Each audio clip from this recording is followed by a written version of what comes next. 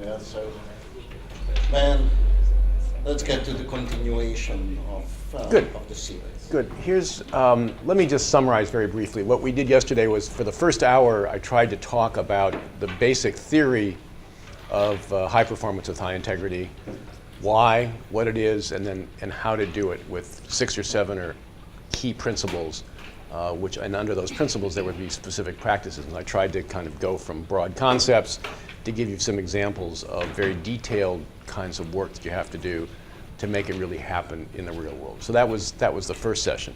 The second session was about compliance and the tough problem of bribery, which you will all face in your business careers, whether it's the duty not to bribe comes from the law, a law that may or may not be enforced, or whether it's a decision that the company makes as a matter of ethics that it's not going to bribe. And so we had a discussion of, should you do it as a matter of ethics? What do you have to do if it's a matter of law? What kind of systems, what kind of compliance systems are necessary, prevent, detect, respond, and with a huge amount of detail, which is operational and very critical. And then the cases of Siemens and Walmart, which were failures, and Morgan Stanley, which is an example of where they had a good system and the rotten apple did not, infect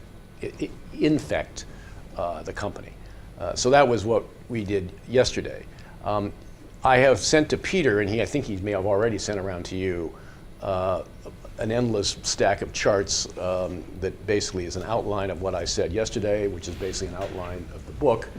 The book, as I've tried to indicate, I think is a pretty decent primer on these really, to me, fundamental questions about corporations. And so you can either look at the charts, or you can look at the charts, if you have a chance, the books in the library.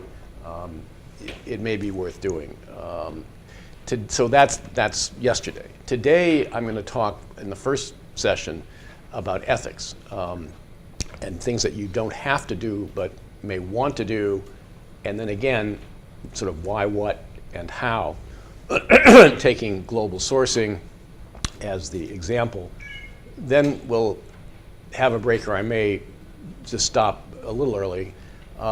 We'll then go to the fourth subject, which is the relationship between government and business, which in this era is very important, and it's going to be, again, I think almost no matter what kind of business career you have, you will be involved in those issues. I'm going to give you a whole set of different ways in which government and business connect.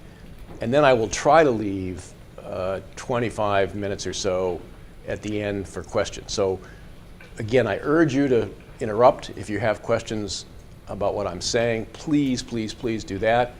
And if you have more general questions, just make a note and we'll come back to them at the end. And again, I understand that this is a little bit of a fire hose, and I'm just up here talking fast and it may be hard to follow it all, but I appreciate your attention. Let me go back to sort of the third principle that I talked about yesterday, which is adopting global ethical standards, which yes, ma'am. You're going to keep me awake. That's terrific. I don't have a mic. I'll just talk louder. Can you hear me in the back? Yes. Well, here, let's just do this if I know how to turn it on. This third principle was basically adopting you can call it neutrally global standards, or you can sort of call it normatively ethics beyond what the law requires. And that the question, of course, as I've indicated, is not what is legal or according to the accounting rules, but what is right, and that there are many different definitions of right. It's very contextual, and it's a combination of both sort of some moral concepts and very prudential things that protect the company. Okay, the question that people face in globalization, one of the most important questions is labor markets. Many of you know, and it certainly probably affected Hungary, although many of you, of course, are not from Hungary. But before the First World War, there was a great period of global trade and globalization. And the war brought that to an end and led to a tragic period of inflation, depression, protectionism, and then that in turn, the economics were one of the causes of the Second World War. After the Second World War, again, we began to have a global economy beginning with the GATT, the General Agreement on Trade and Tariffs, after the war. And there's been an increasing globalization ever since, which began to accelerate even faster in the 80s and 90s and into this century. Multinationals do two things with respect to labor markets. They basically hire people in emerging markets, in other markets, to work directly for them, either by offshoring jobs that they have in the host country. That if, say, let's take Germany, that Germany would basically send some of their jobs to Thailand, and they would do the work in Thailand that they did in Germany, and it would be a German factory, and that would be offshoring. Or they may go to China and hire people because they're trying to access the Chinese market. So that's offshoring. There is also then outsourcing, where you basically take jobs that are your employees and you outsource them to third-party distributors or third-party manufacturers or third-party whatever. But it's basically third-party suppliers who are supplying the company with goods and services, and they're not employees of the company. And so the thing we're going to really focus on today, we're going to focus on both, but we're going to really focus on what are the responsibilities of a company with respect to its third-party suppliers, because that is one of the great debates in globalization. Now, what do these third-party suppliers do? They do finished products. I mean, literally everything from refrigerators and appliances, other appliances, toys, apparel, medicines, food, a whole variety of finished products. They also do components or sub-assemblies. Some of you may have been following the problems with the new Boeing plane, which is bought all over the world, the so-called 787 Dreamliner, partly to get customers and partly to experiment. They had a huge supply line to create that new airliner, and that didn't work very well. Airbus had similar problems, although it was more a problem of the Germans and the French getting together. But it was a sort of a supply chain kind of problem.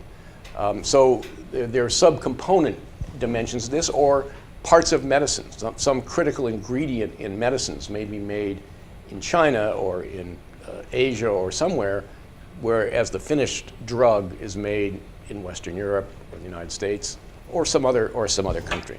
And then there are also services, whether it's law, accounting, radiology. Increasingly, there are a whole series of these things which are outsourced to third parties. Why do people do it? Clearly, when the product has a huge labor content, lower labor costs can make them competitive. Part of globalization, of course, is that the developed country companies are competing against developing country companies.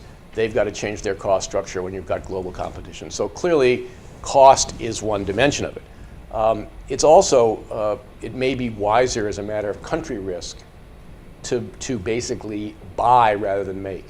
That if you're in China, you may not want to build a factory to build an engine if you're General Motors or if you're Fiat or if you're whatever, Rolls-Royce, a car manufacturer, BMW. It may be better to let the Chinese build the engine factory, and assuming you can have it up to spec, so that you don't put plant and equipment in the ground, because there's a lot of country risk in China in terms of what will happen to it, whether it'll be taxed, whether it'll be expropriated, whether it'll be creeping expropriation. There are a lot of issues when you start putting lots and lots of assets in the ground in these emerging markets. So another reason for doing it is to reduce country risk. Another reason the government may ask you to. The government wants to have local jobs. Now, if you hire locals, that is certainly local jobs, but if you hire local companies, that helps create a kind of industrial base or a business base in the country that's different than Siemens being there, GE being there, GM being there, or Unilever being there, whatever the case may be.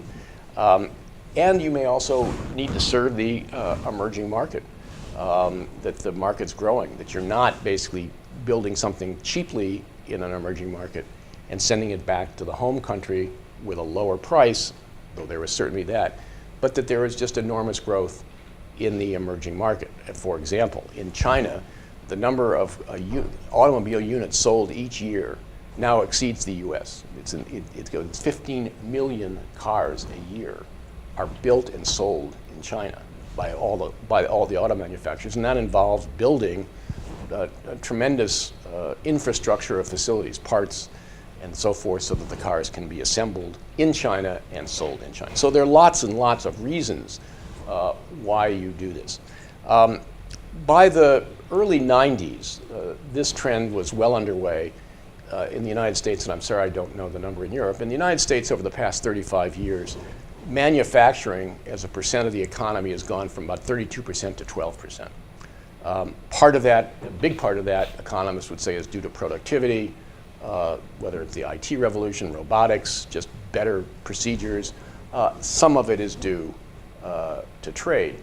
And how much has always been debated, but what has happened is that in the United States and certainly in Western Europe, there has been the so-called free trade, fair trade debate. The free traders obviously believe that if you go offshore, you'll make cheaper products, the consumers at home will benefit, the local economies will benefit, they will grow, they will therefore buy more products that are made in the developed world, and the general virtuous cycle will mean that economic activity around the world grows. And there's a lot of evidence for that.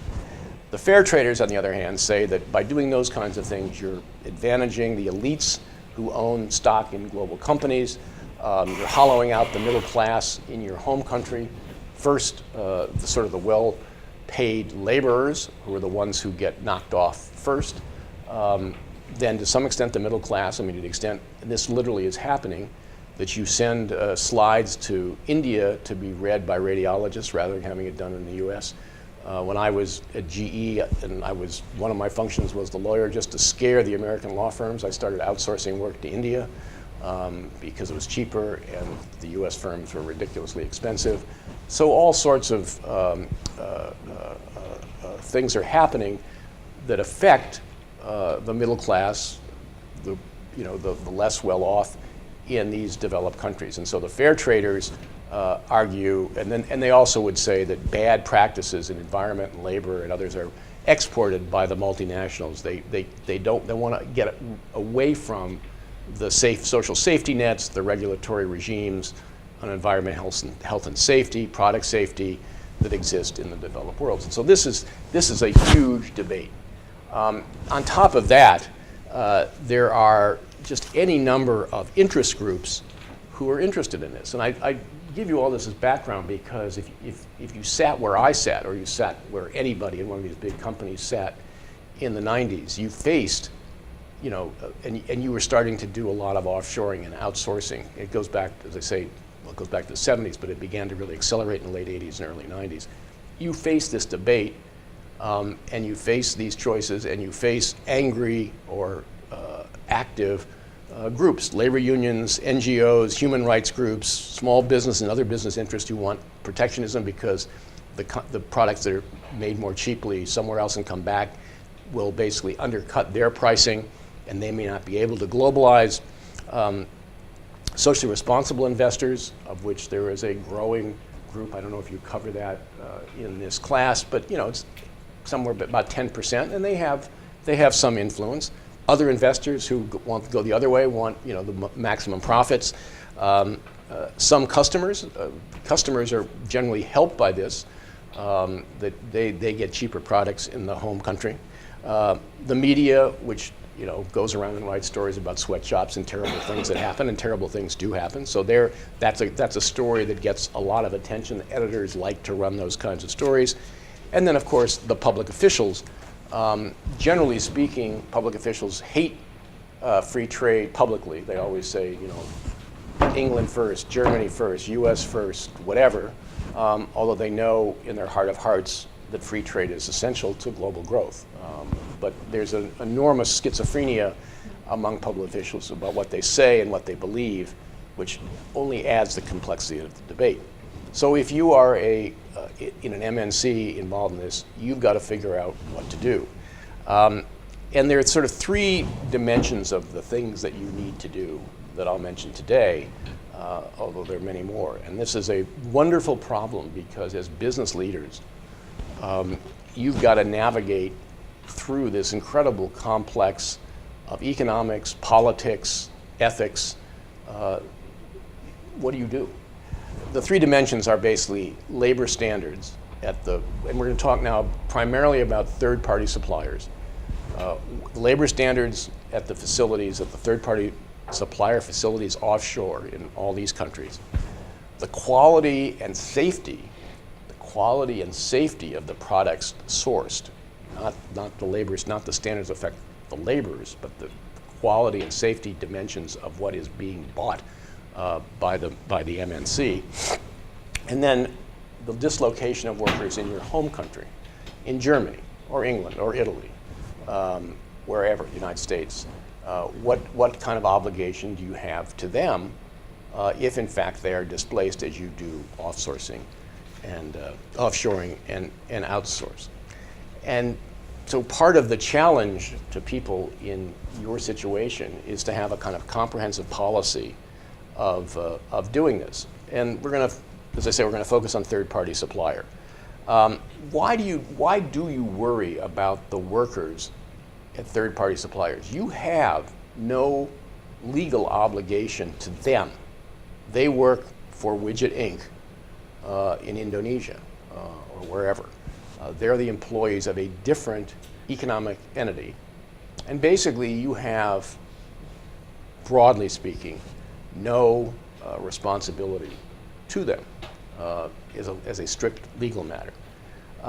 So why do you care about sort of labor standards at these places?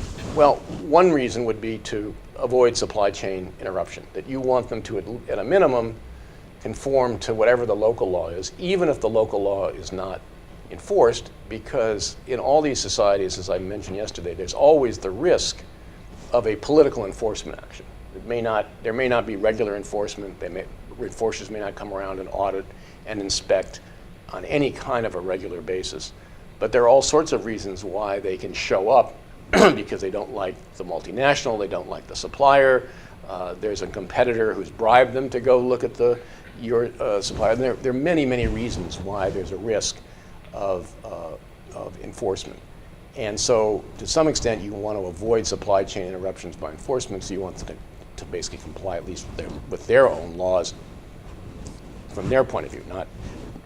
It's not that you have to make them, it's not that they're complying, that the compliance risk is yours. There's a business risk of non-compliance, but it's not a legal risk for you.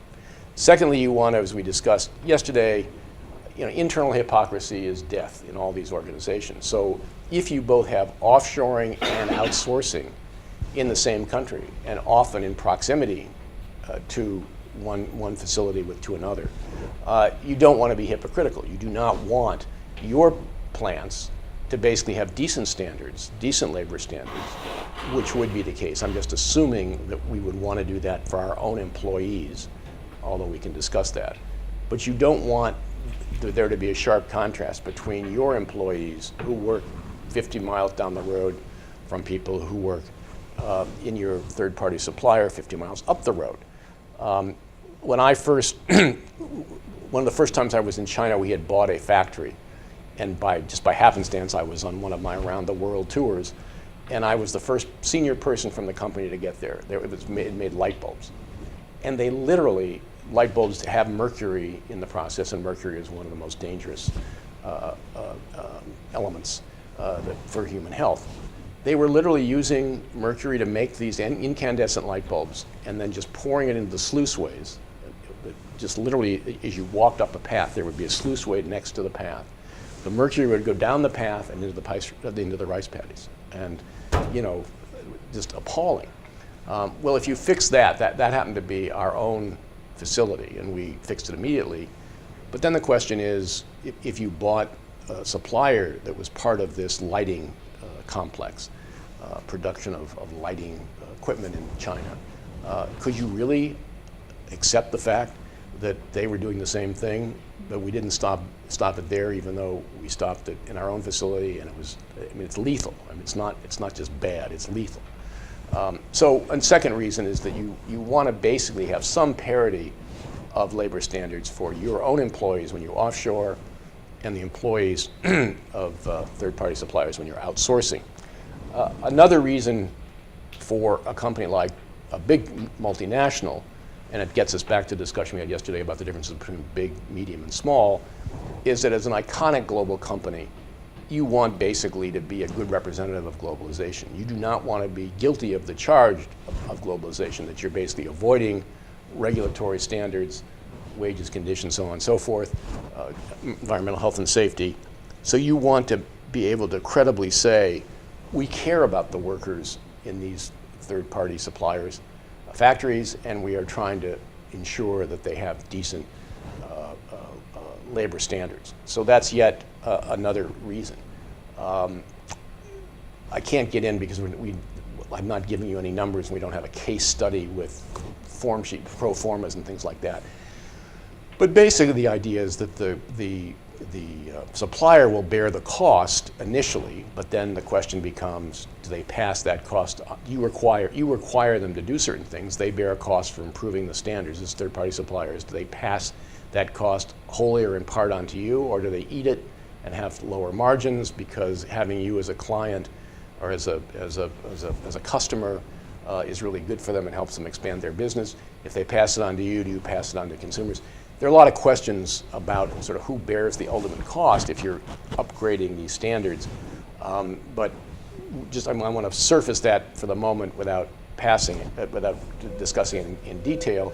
But the long and short of it is we at least concluded, and many other companies have concluded at least nominally, that labor standards are an important thing to impose on third-party suppliers for the reasons that I've said. Iconic company, hypocrisy within your own company, fear of interruption, among other things. And so, and that the cost for a lot of this stuff is not trivial, and you have to work out who's going to bear it. Then the question is, if you sort of think you need this kind of program, the question is, what does the program mean? And there was something called the Apparel Agreement, which was established in the late 90s, which basically bound most of the apparel manufacturers after a number of scandals to adhere to a certain set of standards. And that's kind of a representative list. And that list includes such things as hours of work, working conditions, health, safety, and environment meaning what does the plant spew out into the atmosphere. It's not just the environment inside the plant. Freedom of association and collective bargaining, child labor, forced labor, meaning prison labor, harassment or abuse, non-discrimination, and sort of the dignity and respect for the worker.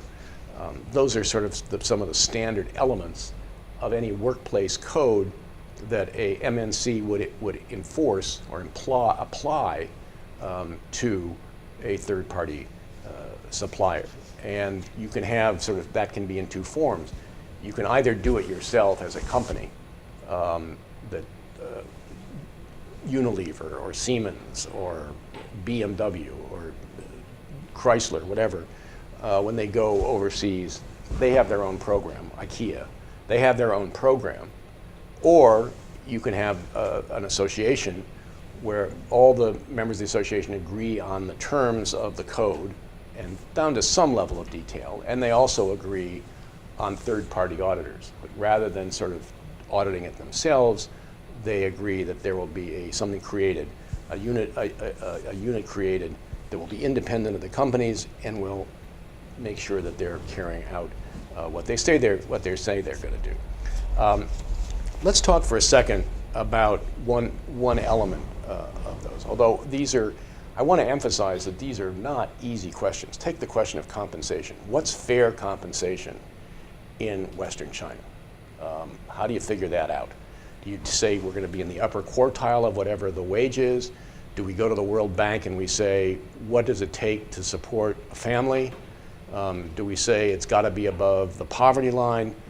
There are, as defined in China, obviously not here, there are any number of standards that you could pick, and again, we're not going to spend time on that issue, or take environmental health and safety. If you're running a big industrial plant, the number of things you have to worry about in terms of air quality or what happens to the water or what other kinds of particulates you're spewing out into the atmosphere, or how do you ensure safety in the plant, in the manufacturing process. The regulations are yay thick. And so, if you're saying to the supplier, you're going to have a safe environment, and it's going to be at least in environmental conformance with the local law, how do you go about doing that? So I'm just trying to give you a sense that these, as with all these good ideas, the amount of sweat, blood, and tears required to make them happen, if you're serious, is significant. You have to be willing. You can't just say it. Doing it is critical. But let's talk first about child labor in particular. What are the bad things about child labor? Why is it sort of considered to be something that we shouldn't do?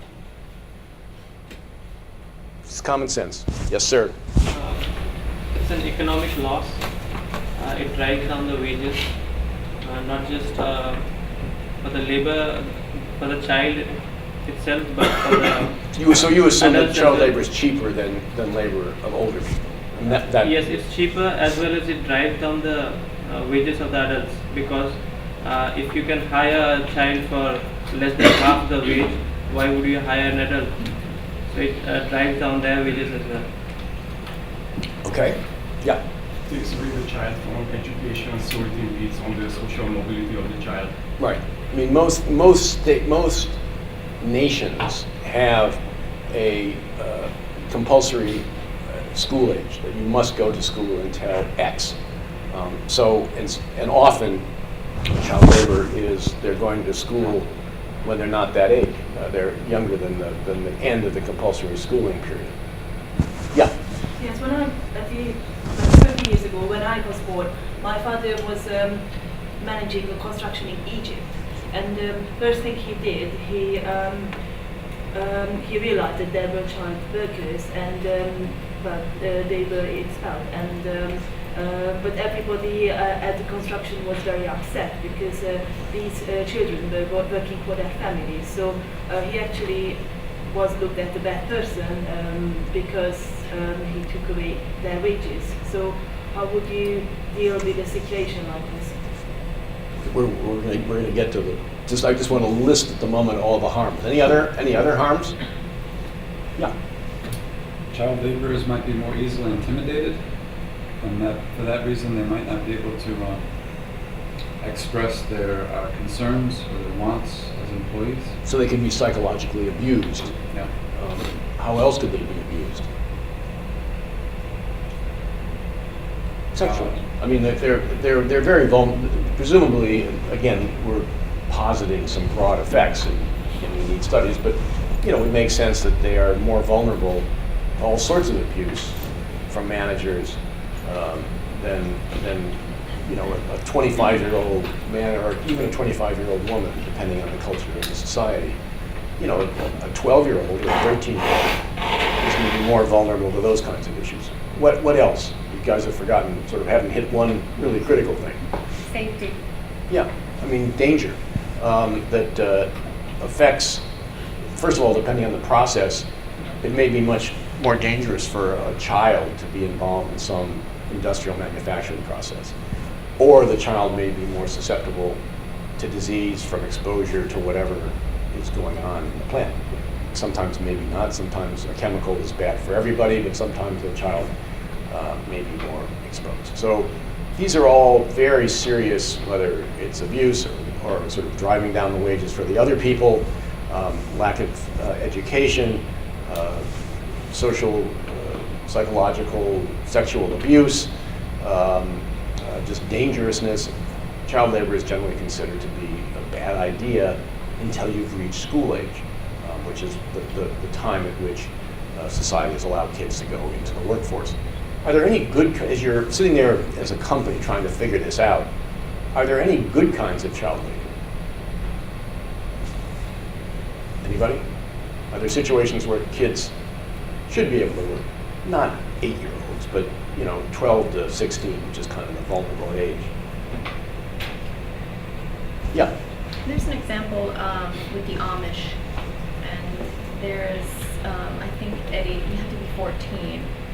But the discussion was around farming and agriculture and how we were losing a lot of that in the States, and that the Amish were trying, in their collective form that they are in, they're promoting farming and keeping it in a very... To the exclusion of school. No. Okay, so it was basically work on top of school, going back to one of the important things. It was, you know, and there's a long tradition of kids working the family farm or working in the family business or in the community when they've after they've done their schooling. So that's one example. What else? If I have a plant in rural areas in India, and if I see the plight of the children aged 12 to 16 is really bad, so I would rather give them a job than see them suffer. That way, I can get steady work done in my plant. But Of course, I would look at the safety and other things, but just to... But can an MN, fair enough, I mean, there's sometimes economic need, because a lot of these communities may be poverty-ridden, families aren't making enough, they need the child to work to help them meet ends. But from an MNC perspective, isn't that just child labor? Can you get into the question of No, because- family economics and make distinctions about what their earning power is and what their level of poverty is? I mean, think about that, family by family, can you do that? No, because they have a single policy, global policy about working conditions and MNCs. So Right, so from an MNC point of view, that, whereas sort of working after school, especially with family and family businesses, that would be okay. You wouldn't want to cover that in your policy. The fact, sadly, that there's poverty and that the child may need to, can often be a cover for, there's actually schools around, but the family says, we need you, and we don't put you in school.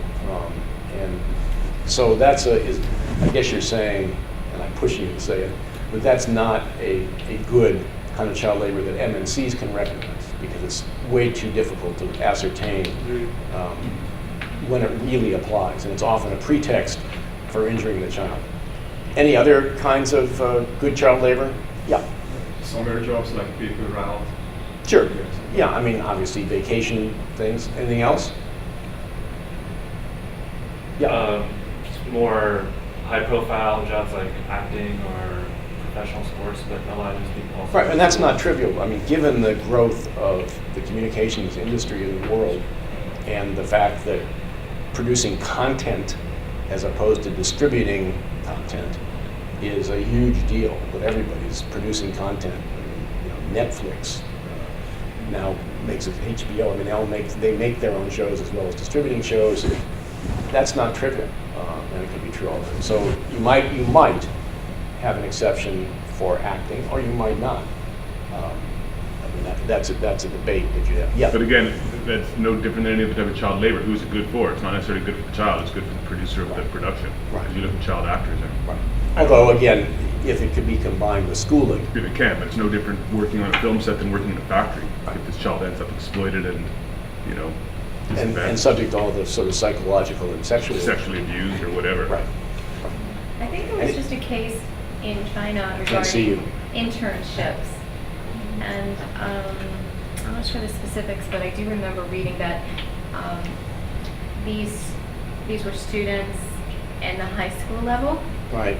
and they were working at these factories.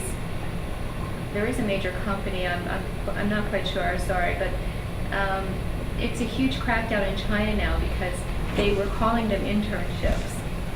Right. And in fact, they I think were- you're talking about is that another good, quote unquote, use of child labor is in so-called work-study programs, which is sort of similar, where you're basically learning, you know, it's vocational education, and you're 14 years old, and part of your education is is in the workplace, in the work context, and that can obviously have a good purpose, but like a lot of these things, it can also be abused seriously, it can be fraudulent, and that in fact is a problem that happens a great deal in China.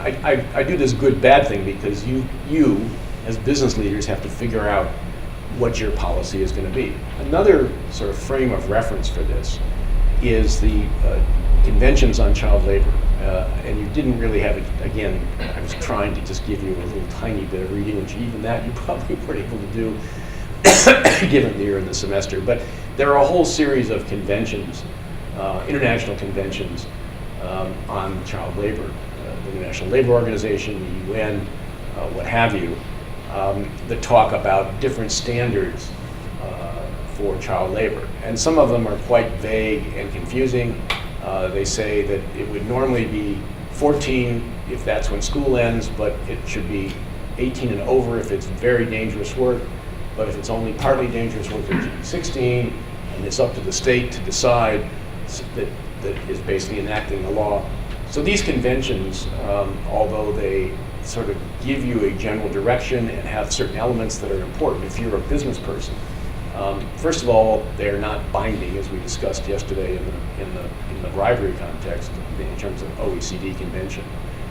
They are just precatory. They don't apply to the company. They apply to the nation who signs the signatories. The signatories have to ratify and then enact laws implementing the convention. If they don't enact laws, there are no sanctions. And if they do enact laws, but the laws are at variance with the convention that they signed, there is no sanction. So they're useful as a kind of statement of ideals, but they're not helpful in terms of sort of mandatory things. But as a business person, you could look to them. IKEA, for example, looks to them and says, you know, this is what we're going to do. We're going to basically do the provisions of the UN Convention on the Child. Yeah. Quickly, can you tell me how these work, ILO or UN? Do they have different rules for different countries? Because first, China it would be different, child labor for India it would be different, for Indonesia it would be Yeah, they basically put out the convention. Some countries sign up to them. Then they have to ratify them by enacting laws that in effect, implement them. But as I said before, there doesn't have to be complete congruence or correspondence between the national law and the convention. If they don't do it, nothing happens. Then they're supposed to file detailed reports with the ILO or the UN about what they're doing. They often don't. So again, they're precatory. They're exemplary. They're not mandatory or effective in terms of enforcement. So and they all work that, whether it's the ILO or the UN. They all have that. But it's a source. It's a source of ideas and ethics, if you will, that you can look to. Do people think that these child labor ideas for a company are a good idea? What happens if you're qualifying a supplier and you say to the supplier, 10% of your workforce is child labor as we're going to define it, not come to the precise definition, it doesn't matter. So therefore, we're not going to give you the contract. Or you have a supplier and you're auditing it, and you discover that although they didn't have child labor when you qualified them as a supplier, they now do have 10% child labor. And you say, either fire the kids or we're going to cut you off as a supplier. Who does that advantage? How does that do anybody any good? Is this a good idea? I mean, we sort of said labor standards are great, we should have labor standards. But what actually happens if you've got these kinds of rules in place and you're either cutting off the supplier or making the supplier fire the children? Good thing, bad thing? Anybody? Speak on. You don't have to. It's a bad thing. You don't have to. Yeah.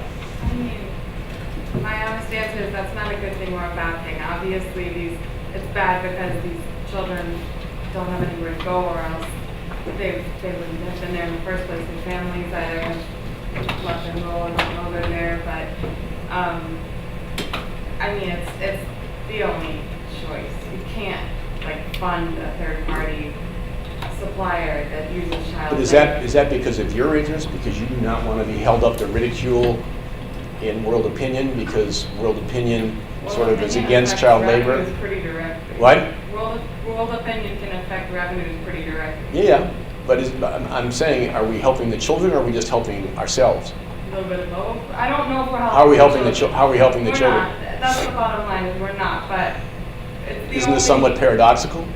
Of course, but that's the only choice. You can't justify it to yourself by saying, oh, these kids don't have anywhere else to go. They'll probably go somewhere worse if I make them not work for my third-party supplier. I mean, Okay, anybody want to, yeah, please. Yeah, so just to counter one of the points that you are not actually helping the kids, because more than 50% of the kids that work in these kind of industries are slave laborers or bonded labor. right. Okay, so you are not actually helping them. And Explain what you mean by slave and bond labor. when the families, they can't pay back the loans that they take, they send their kids to work for them until it's repaid, and the interest rates are so high that they end up working for life. Okay. Yes, ma'am. And I think it's just a comment that part of the children are not honest about their age. Of course, they would lie about their age to get the job. So this is something one has to try and monitor. Right, well, that's a slightly different issue than let's just assume that they are underage, and that basically the way the policy works is that you either cut off the supplier, or the supplier has to fire the kids. Good or bad? That's what we're debating for the moment. Yes, sir. I think it's definitely good, and I think also It's definitely good to have that policy. Yeah. Yeah. Yeah. I mean, you're shutting down a market of child labor, and hopefully other suppliers or your competitors will follow suit. The other thing is, Whoa, time out. Do you think that's really true in a place like China, where there are, let's say, 500,000 employers, and there are 10 MNCs who have child labor policies, and they employ, their third-party suppliers are 3% or 2% of the economy? no, but I think it always starts with one. I mean, a broad change starts with one. Somebody has to take the leadership role. Fair point. And I think the other side of it is, by forcing this supplier to use less child labor, they'll somehow innovate to fill the gap somehow. Maybe they'll, hire adults, or maybe they'll just do more with. They'll be able to be more efficient somehow and fill the gap. Yeah. Okay. Anybody else on sort of this question of whether these are good policies? What's likely to happen? What is a plausible scenario if these kids are let go? That these are probably among the better jobs around if it's an MNC hiring a supplier, because they're going to hopefully have standards and other things as well. So what's the effect on what happens to the child? What can happen to the child? Again, this is somewhat hypothetical, but it's not wholly speculative. What can happen to the child? Yes, sir. I wouldn't agree with you totally when you say working for the MNCs they'll have certain standards, because under my program where we have labor standards, no, they may. Of course, they may not. They don't. But in theory, if we had labor standards and we did them, I was just saying that the kids would be in jobs that would be a little better than others. If I agree with you. But it would be a huge opportunity cost for them, because instead of studying they would be working. So once you take away their jobs, then where are they left? They don't have any qualifications to pursue a career or a future. So it will be a huge opportunity cost for them. Yeah, what happens if there's no school? So they're let go from the third-party supplier of the MNC. One of the reasons they're working is economic necessity because they're poor. Another reason may be that the schooling in the region is non-existent. Just it doesn't happen. Yeah. Probably the environmental exploiting. Yeah, I mean, this is, and there are lots of reports on this. There are about 250 million children around the world who are underage, as judged by the standards of the nation. And there are lots of reports that when this happens, there's certainly a possibility of going to a more dangerous workplace, a more exploitive workplace, getting involved in drugs, prostitution, bad things. I mean, they've lost their job, they can't go to school, and the alternatives are not great. Yeah. Do you still, having said that, do you still agree with your original position that the MNC absolutely has to have this program? No, I understood that. I'm sorry, when I commented, it was on the presupposition that we all understand they could get in a worse situation if you let them go. I understand the way you asked the question, right? Okay. They could go into a sex trade, they could go into horrible places, right? like I said, of course I still say that you can't say, oh, my factory treats these 8-year-olds great, so we're going to. Well, they're not going to be 8. I mean, it might be 8, but we're talking more about 11, 12, 13, 14-year-olds. Okay, you also can't say it for an 11-year-old. I mean, in my opinion, of course, but. Well, no, look, let me always make clear in these classes, there is no right answer. I mean, we're debating a variety of alternatives Of course. that And you these guys are have my- to decide. these are my delicate What I did sensibilities 15 and years ago doesn't I matter. understand all that, but I have a question actually. Because I don't have experience in the corporate world, would you get laughed out of a room, like physically, if you tried to suggest some sort of system where there was some education in place in the third-party supplier in addition to the work? No. May I come to that? Because there is a second alternative. There are several other alternatives beside these codes that companies can do, and IKEA has, in fact, is symbolic of that, but others do the same thing. Let me just stay with the code, and then we'll come back to the problem, because we're trying to talk about the problem in all of its complexity. Yeah. I was just going to say, you mentioned that there's no right way, but I think it kind of comes back to the earlier example where you said, do you pay the bribe? Do you go into the country where the government may be corrupt? And in this case, as a multinational, you have the means, you have the capability for perhaps major R&D programs. And so if you're going into a country where you know that there's child labor, I think, and you're going to abide by some type of integrity rule, you have a responsibility to try to find an alternative where if there is going to be child labor, you develop a program maybe where you insist on some type of education standard where they have to provide some proof that they are doing some education, and then do like a work study program. But you do have, I think, a responsibility to follow those rules of integrity even with your third-party suppliers. You can't benefit and say, well, we're just going When I said there was no right answer, I just meant I should have said it a little differently. Each of you will determine the right answer. I was just saying, I'm not trying to impose my view of what I think is the right thing to do on you. We're just discussing the issue, and each of you will have to decide what is right. But I'm a strong believer, of course, that you've got to make a decision about what you think is right. So just to be clear about that, all I meant was, there's no right answer. You don't have to agree with me. That was all I was saying. So the point's well taken. What about the age? We're going to come to the education component of it in a minute. What do you think the age should be? It varies across countries. In some countries it's 14, which is when school stops. In some countries it's 15, some it's 16. Some, if it's very dangerous work, you can't do it till 18 even though you're out of school. What do you think the MNC position should be on age, which is really the critical determinant, because all the other things that you worry about, if you have good labor standards, health and safety, lack of abuse, non-discrimination, all those things should, in theory, apply to all the employees. The children are no different, although they are more vulnerable. But the critical question for the MNC is, what is the age in its relationship to school? So here are the two alternatives, and please give me your views on one or the other. One alternative is just to set an age globally, because you don't want to get into the complexity. If you're in 100 countries, and let's say you're doing serious outsourcing in 50 companies or 25 companies, you do not want to get into trying to figure out all the twists and turns and exceptions of the local law. You just want to say, as a matter of administrative simplicity, 16. It's older than virtually every developing country in terms of school age. So you're safe. I mean, anybody you hire who's 16 or older is surely going to be past the age of compulsory schooling in virtually every country. Just let's assume that. So that's one alternative. And the other alternative is you do basically follow the rules of the society, which is the standard multinational approach. You follow the rules of the local country, unless you want to go beyond what the local rules apply and do something more. So in this case, what's the best way to handle this very tricky question of schooling and age? Country by country, or one much more simply stated rule that's easier to administer? Pick an age, pick 16. Yeah.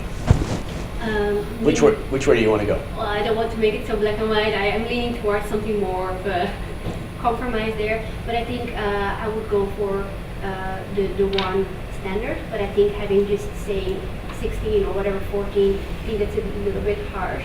I think how it is in Europe is more that they define at age of 14 or whatever, you can work this amount of hours. At the age of 16, you can work full-time or whatever. So I think it's cannot be as black and white as you say that it's 16 yes and no or no.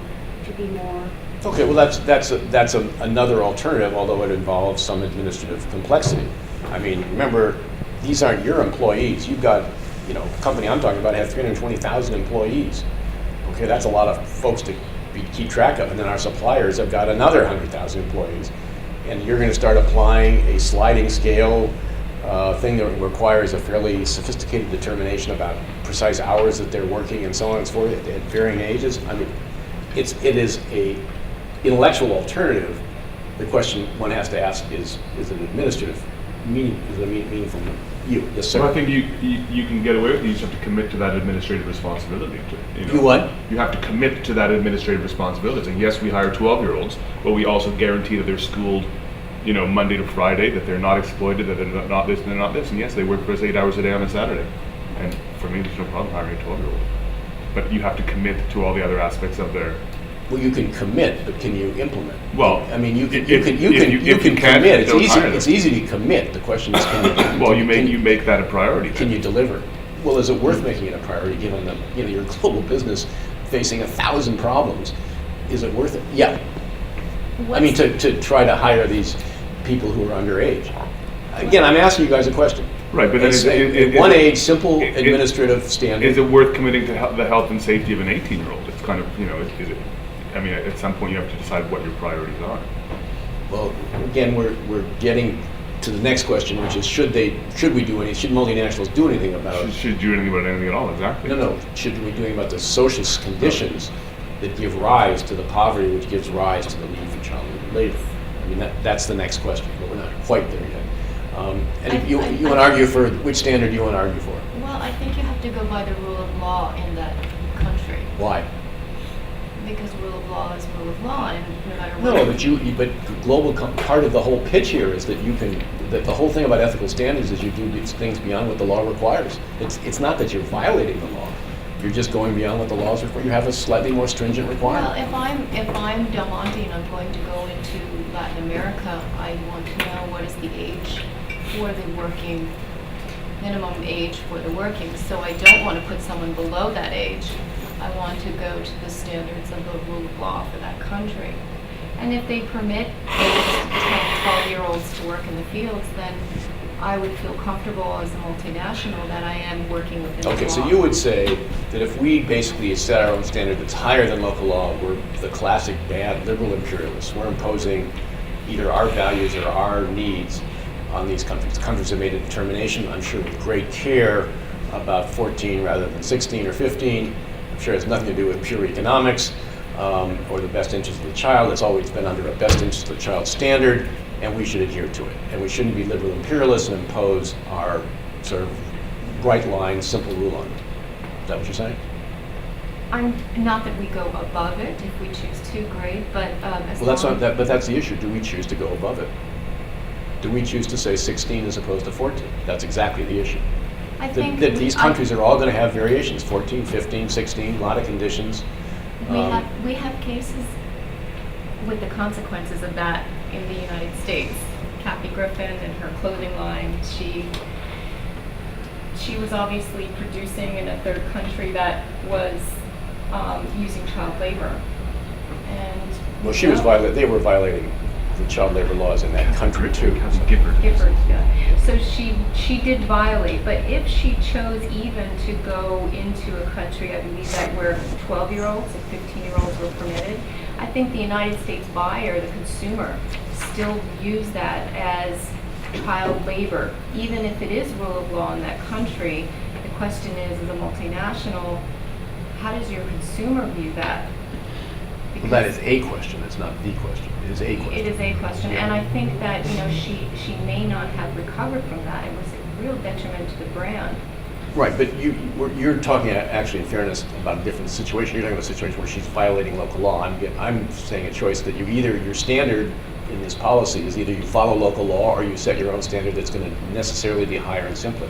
We don't have to beat this to death. Yeah. So I would set one global standard and I would set it higher than what the local law requires, because that is very simple to follow, first of all, for management, and also it contributes to the global culture of the company. Yeah. Okay. Another alternative. So anyway, so here's a choice, and you don't even have to say, well, all right, let's take a vote. Who would have a simple global standard of, say, 16 that's just administratively simple across the globe? How many of you would do that? And how many would basically say that we should follow whatever the variation is in each country in which we operate? Okay. I think we have a consensus among the wise business leaders of the future here, at least for the moment. But it's an issue, it's just an example of the kind of issue that you need to think about when you're talking about going beyond what local law requires. Why are you doing it? And is that a good enough reason? All right, an alternative to, and then the codes that relate to child labor from companies, and most companies have the standards, make the requirement, usually does pick an age, although some do it by country. Many just pick an age for simplicity's sake. They make sure that the kids have had the opportunity to go to school, and that, as I say, they're basically congruent. The age of work is the age at which school stops. And then on all the other things, safe working conditions, potential for abuse, not bonded or forced, even if they're kids who are over 16, then all the things that apply to all workers in the facility, assuming that you implement, take care of the kids who are at the right age. So those other aspects are taken care of with respect to all workers, in theory. I mean, that's, again, whether it happens is a different question. Yeah? So if I'm leading a MNC and I fix the age of 15, and I train them a vocational skills to succeed, and then if I employ them, are they child labor or are they skilled labor? After they've gone past the school age or before? No. Suppose I set up age of 15, and then I, as an MNC, I train them. I give them vocational training. At what age? 15. At 15. Yeah, I give them. What's the legal age in the country? Maybe 14. So they're already over. Or maybe 16. They're just behind their legal age, and I give them training, vocational training. So I'm asking you a question: are they called child labor or are they skilled labor? If, as an MNC, I want to play safe or. Well, I think, again, I don't know how to answer it except to say what we're worried about is when they were responsible for going to school. Then you're saying, should we, if they're underage, quote unquote. Yeah, if they're underage. Are we willing to have some kind of work-study program that's for real, as opposed to the fraudulent ones that are used worldwide to kidnap kids and basically sell them to the public as in work-study, when in fact they've been kidnapped from their families, or the families have sold them off to go work. I think this gets to the second question. The second part of this is, well, go ahead before I. I'm sorry, I'm just. Can you speak up? I'm sorry. I'm just curious to ask, because what we've been coming to a consensus about is that we set the age limit as the age of 16, and then what do? We just say like, okay, this is the rule, this is the law across the MNC, and then we move away, the problem solved. And we don't care what is happening with the kids that are being fired or that are going, or would you say that MNC actually has a responsibility to follow up on what is happening with the child? Well, okay, that leads to the second issue here, which is, should you, if there are these problems that people have identified by basically either stopping the supplier from working for you, or asking the supplier to fire the children.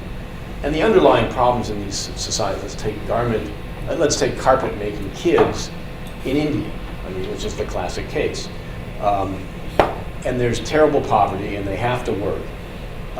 Does the MNC have a responsibility to address the underlying problems? These labor codes are good, they're important things to do, but they're not going to solve the underlying problem. So does the company, as a matter of global ethics, have a responsibility to train, improve the schools, provide some kind of training, do maternal and child health, create jobs for the parents that can provide a living wage so that the kids don't have to work. I mean, you can imagine that there are any number of initiatives, social policy initiatives, social welfare initiatives, that you as a company, if you're willing as a matter of philanthropy to spend money, I mean, it's not cheap, it's not, to have any impact, you've got to spend real money. You also live in you have a host country where you live. Let's say it's an American company. Do you give money to India, or do you give it to Detroit?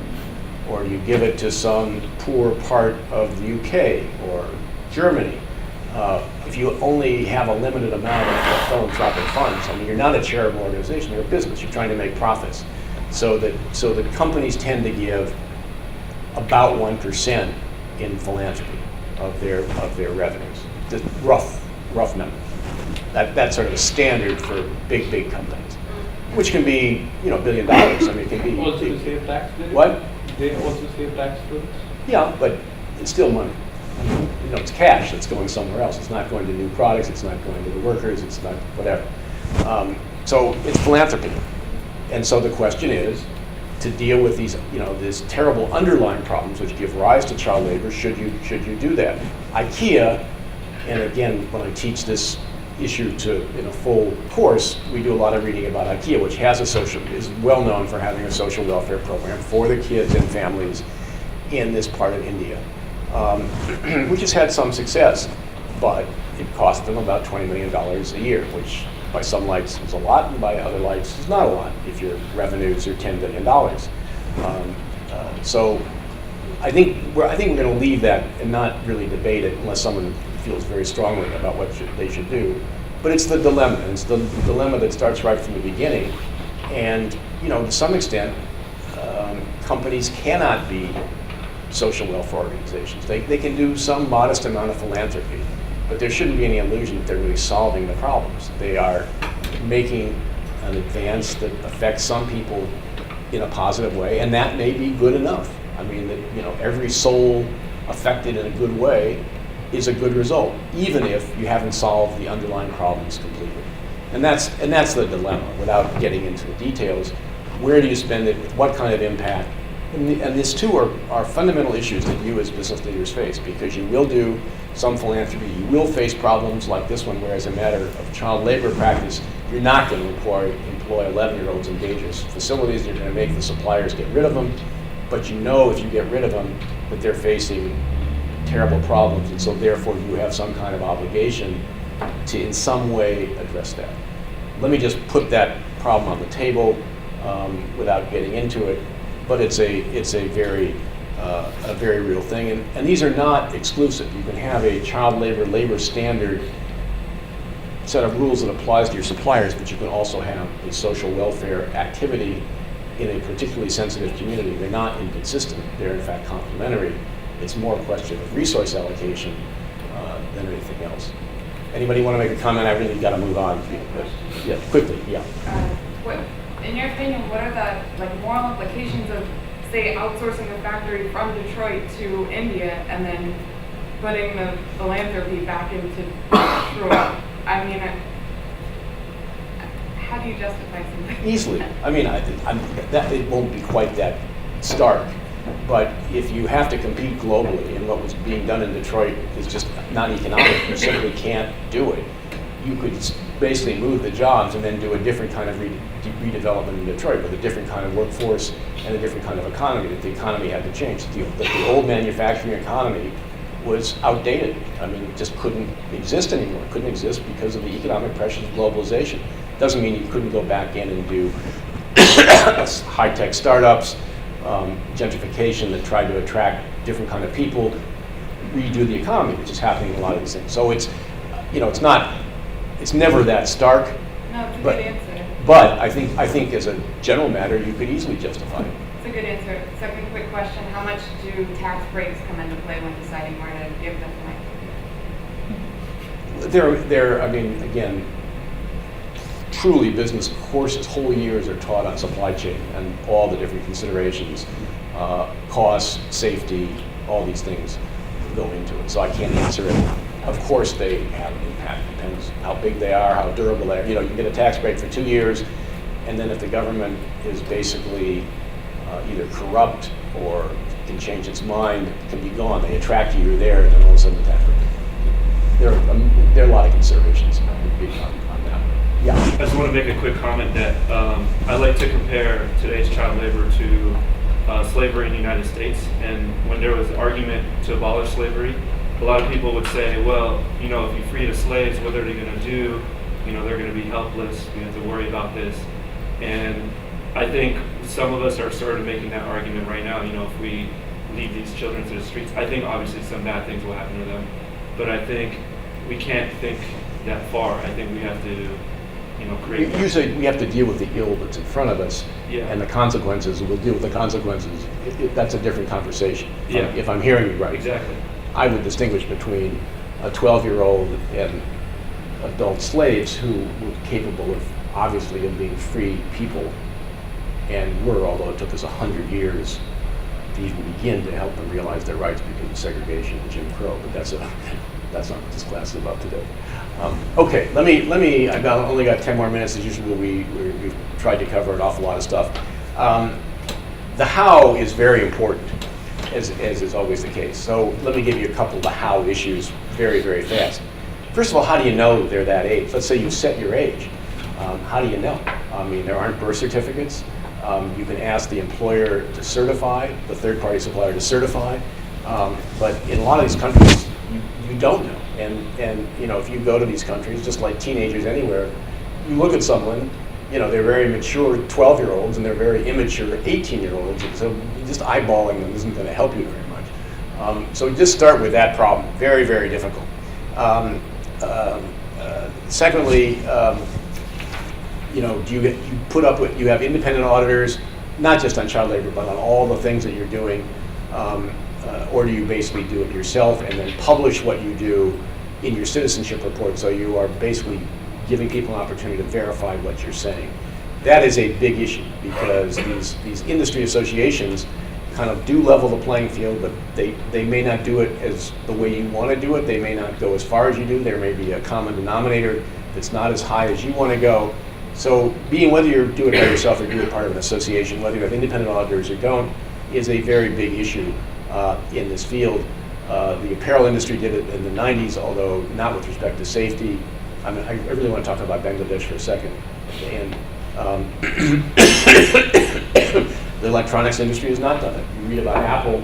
Apple's had all sorts of issues. It uses the Fair Labor Association, which is the independent auditor used by the apparel industry and created in the late 90s, but there is not yet an electronics industry association. I mean, Dell, HP, Apple, there are a whole bunch of folks that all have their stuff made in Asia, in complicated Asian supply chains, and they have not yet agreed on an association. So there's that issue.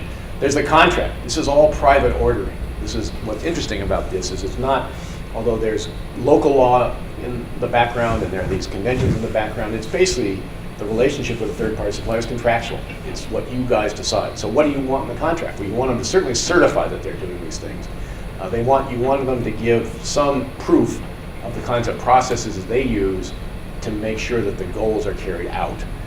You want independent audit rights, so you can go in there anytime.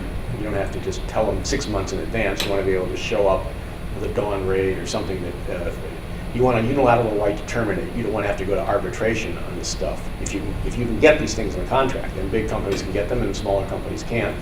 But you want to make the determination that if they're violating child labor laws or health and safety laws or whatever, that you can just flat out terminate them, which gives you enormous capacity to negotiate and improve things.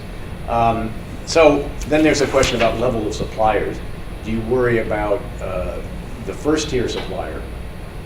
You deal with them and then say you're responsible for the second and third tier, because a lot of these suppliers in turn have suppliers.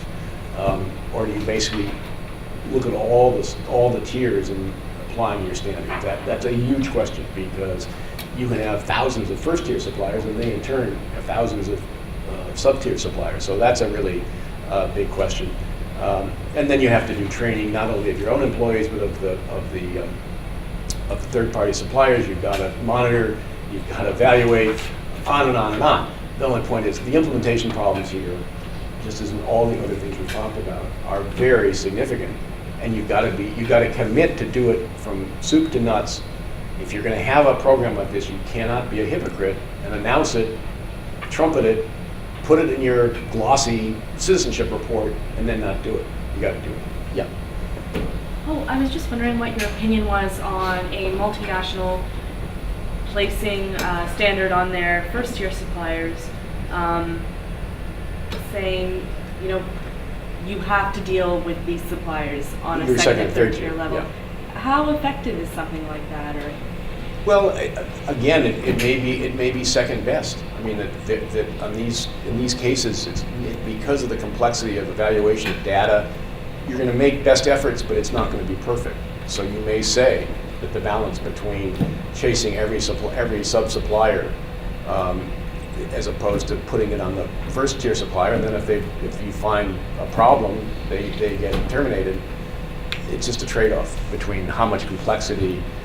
You know, it's easy for us to sit in this room and say, oh, we ought to sort of audit and set standards for all the supply chain.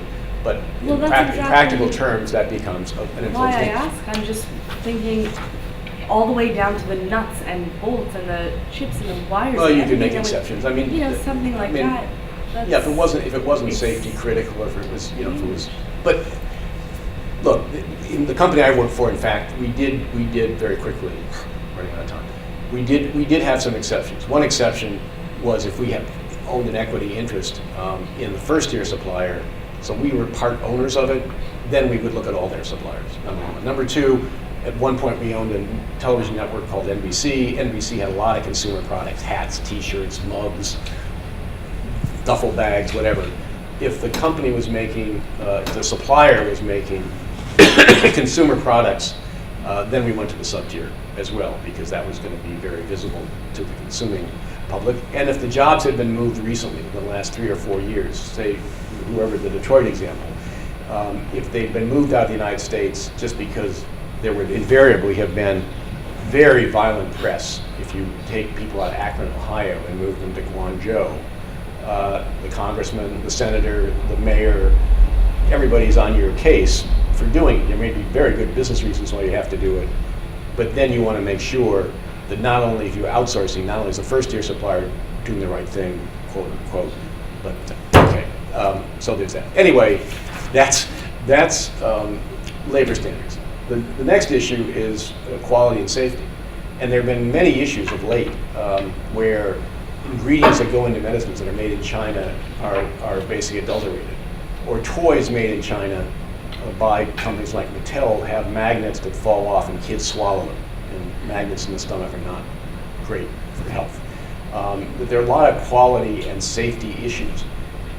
In labor standards, I think you make best efforts and do the best you can. You're not going to nail the issue. You're going to try real hard, but just the nature of the complexity of what these suppliers do is going to make it hard to really nail it hard. You can do some things, wages and hours and various things in EHS, but it's not going to be perfect. On quality and safety, you have to be perfect. You have to basically assume that even though it's a third-party supplier, you are going to assure that whatever they're producing is of high quality and safe. So it's a slightly different set of issues to which, in my judgment, you have to apply higher standards. You have to view it exactly as if it's yours, your product, and treat it that way. It's very analogous to labor standards, but it really has to do less with the workers in the factories and the labor market, and much more to do with the end user, and is it appropriate for the end user. So it's a different set of issues, and that you can get into long debates about that. Lastly, there is the question of what do you do about workers in your home country that are being displaced. And the issue there is, does the company itself have a balance sheet that is strong enough to do some obvious things that are necessary for people who are laid off? And they're often laid off not just because of trade. In fact, as I've tried to indicate before, most studies say that if you look at the change in the composition of labor forces in the industrialized societies, a lot of it has to do with growth of the service economy, with productivity, with robotics, with IT, a lot of other things. But some of it's due to trade. So what should you do? Well, they basically need fair severance pay, they basically need training, and they need outplacement services. The companies can provide that, or you can advocate as a matter of ethics for government programs that do those kinds of things. It's sort of, these are safety net programs, and so there's unemployment insurance, there are all sorts of things if you're laid off for other reasons, and there are often specific programs for people who are laid off due to trade-related events. And so you need basically to take care of those in your own society who are laid off. And as I say, what you really want to do is have them be able to get back to work. You can either retire them, which can be fine if they're of that age, or, as I say, proper severance, training, and outplacement. Those are just some of the issues, but there are a lot of other issues.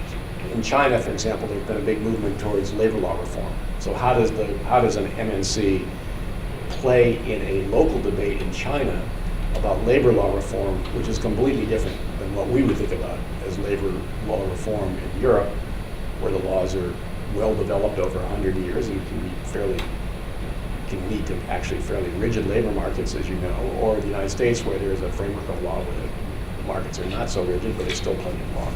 So what do you do about that? Then there are trade agreements, and there's always a debate about whether or not to put labor and environmental standards in trade agreements as opposed to these kinds of settings. So there's that issue. There's security and crisis management. After 9/11, I was responsible in the company basically for worrying about how do we respond to a global crisis. And you had to worry about people, facilities, information, and supply chain. And when the world shut down, and then the world was shut down for a week after 9/11, in terms of no air travel, for example, things get around the world. So that's yet another complexity. This is the end of the story, but I'm just trying to give you a sense of just this question of supply chain raises for you guys a whole series of issues that are really not dictated by existing law, but require you to make judgments about ethically what do you owe to the employees of third-party suppliers, what do you owe to your own employees, how do you basically deal with quality issues, what do you owe to the consumers, all of which may take you way beyond sort of formal legal dictates and require you to make very hard judgments about what are the policies, and then most importantly, how do you implement it. Just a word on Bangladesh, because it's so tragic. There's a deficit in Bangladesh of government. There is no government. I mean, it's corrupt, there's enormous conflict, there's no continuity, and so you don't have any real sort of laws and enforcement. Then you've got an organizing deficit. They're against unions, so that in these plants, there are 4,500 garment plants in Bangladesh, and garment making business is a big part of the local economy. It's 80% of exports. And what I'm talking about, of course, is there was a fire last year that killed 110 people, and there was a building collapse this spring that killed 1,100 people, the biggest industrial accident of the time. So there's an organizing deficit. There is then a compliance deficit, because the garment manufacturers themselves, the third parties, basically, they don't have plans for the buildings. They stack these factories on top of one another. Their goal is basically to have the lowest world price, because that's why the buyers, the apparel makers, come to them. So they don't, not clear that they have the money, not clear that they have the will. If there's no government enforcement, there's no organization. So there's a compliance deficit. Then the buyers themselves, what are they going to do? It's one thing to talk about labor standards, hard enough. What about building standards? I mean, building codes, construction materials, inspections, when the plans, they weren't even maybe built to plans. There's no such thing as a code. What do they do? What about consumers? Is there a consumer movement since this 1,100 people died, saying to Abercrombie and Fitch or whatever the garment manufacturers are in Europe, we're not going to buy your clothes anymore unless you fix the problems in these emerging markets with respect to building safety. It's not just labor standards, but building safety. And then, so just to give you a feel for the complexity of all the actors who are involved, and it's sort of what are the standards and who bears the cost, and it's a tragic, sad situation. And indeed, even since the people died in May, there have been several more building collapses and fires in Bangladesh. And so this, if you were a global apparel brand, I'll leave you with this problem because it's a severe. Anyway, let's take a break. I hope you've gotten a sense that this is an amazingly interesting but complicated set of issues.